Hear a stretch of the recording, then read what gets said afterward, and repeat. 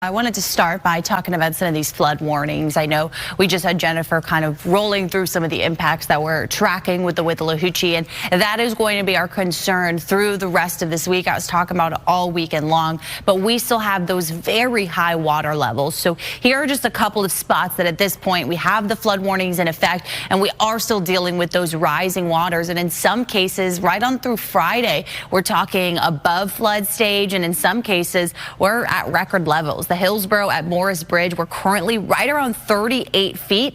That's several feet above flood stage and a couple above our record of about 34.7. Cypress Creek right now running at about 15 feet.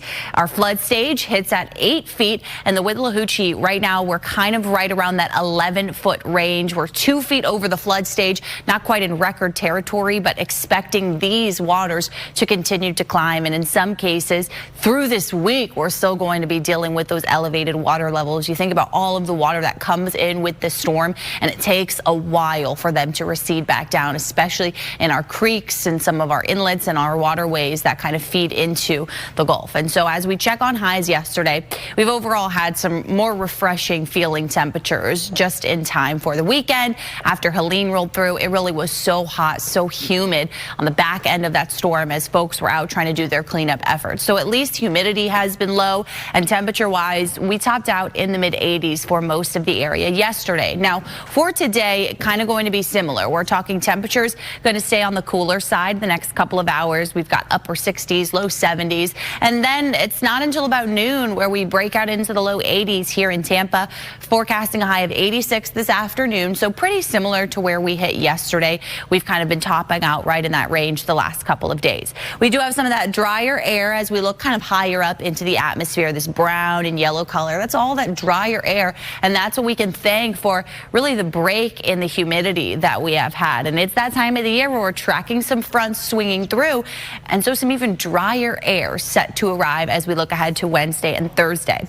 With that, we're talking pretty much rain-free conditions, so abundant sunshine expected today. We look all across the state and hardly any rain to talk about here. Best chance would be far South Florida, where we got a little bit more moisture to work with in those spots. But all that drier air up into the Panhandle, Central Florida keeps things quiet today. And really most of this week, we're talking about pretty quiet and comfortable weather. As for that drier air, look at the impact on dew points. 65 in Tampa right now, 61 Brooksville, and we even got some 50s as we look ahead to parts of the Big Bend and the Panhandle area. So overall, we keep these dew points really comfortable right on through the next couple of days. Then you can see that drier air that I was just talking about. We wake up on Thursday morning, dew points down into the 50s, and here's why. High pressure has been kind of keeping us under this quiet weather pattern, but then we're tracking this cold front, and as it kind of drops across the state, it's going to kind of drop in north to south. And so from Wednesday into Thursday, that's kind of the time frame where, even though it is going to be a dry front, look at the potential as we wake up on Thursday morning. That's going to be the coolest morning in the week ahead, with at this point it looks likely that a lot of our spots will be down to the 50s with low 60s elsewhere. I mean, so it's going to be chilly as we start out that day, with forecasts topping out in the upper 70s for a lot of spots. So there's a look at your high today, 86, pleasant light breezes with abundant sunshine, right around 69 for tonight. We've got 60s as we head inland and up to the Nature Coast, closer to the Bay Area, temperatures in the low 70s tonight. Tomorrow, we rinse and repeat it, another rain-free, low humidity type day, temperatures right around the mid-80s. And then come Wednesday, a couple more clouds around, high of 79. Still, though, not a whole lot of rain, even with that front coming through. Hi everyone, I'm meteorologist Valerie Mills. Thanks for logging on to My Fox Hurricane. We are tracking a system out in the Atlantic Basin, just one lone tropical wave, and the next name on our Atlantic season list would be Nadine. We have not yet seen that form, but we are watching what is called right now Invest 94L. This is several hundred miles west of the Cabo Verde Islands, but this is an area that at this point has a 50% chance to develop in the next 7 days. And so this is going to be the area that we're closely watching as it's moving in the general direction that we'll be keeping close tabs on this. And this is kind of the area that we're watching right now, which doesn't look too impressive. But what we are seeing is kind of this broad area of low pressure, this broad rotation. And if some thunderstorms can get a little bit more organized around the center, then we may be talking about something trying to form and take the name Nadine. Now, we've seen a lot of stuff circulating social media about Nadine already forming.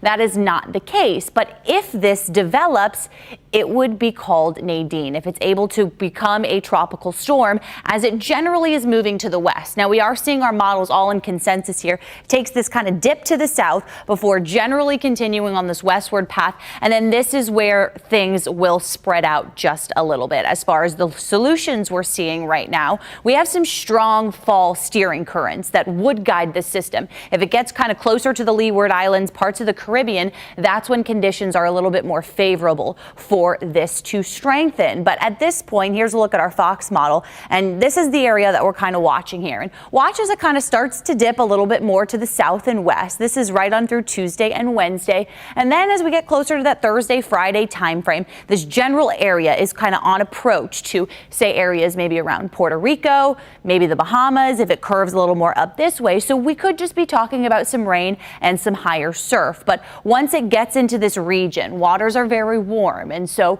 there is the potential for this to strengthen a bit more. And whether it heads into the Caribbean or curves off into the Atlantic, those are at this point the solutions that we're watching for possibilities. Now we've got our strong high pressure that's dominating over the Atlantic, and now that we're in the middle of October, these fall systems are swinging through. And so through the next couple of days, we're going to watch a dip in the jet stream. A cold front, a pretty strong cold front, is going to dip south across Florida. It extends well out into the Atlantic, and then quickly behind that we see high pressure building in behind. And so these are the components that we're going to be watching very closely, depending on the timing.